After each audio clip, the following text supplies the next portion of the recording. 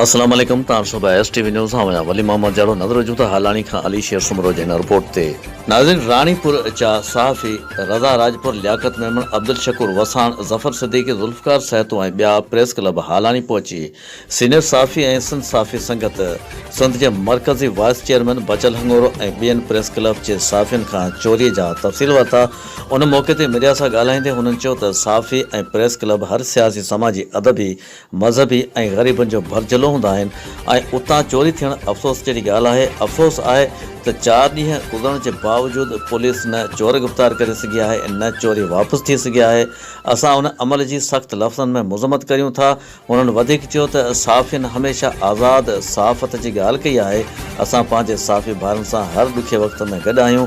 हुननि हद जे पुलिस खे चिताव ॾिनो त जेकॾहिं सहाफ़ियुनि जे ॾिनल मोहलत ताईं प्रेस क्लब मां थियल चोरी वापसि न थी ऐं चोर गिरफ़्तार न थिया त असां सहाफ़ियुनि सां हर एहतिजाज में गॾु हूंदासीं।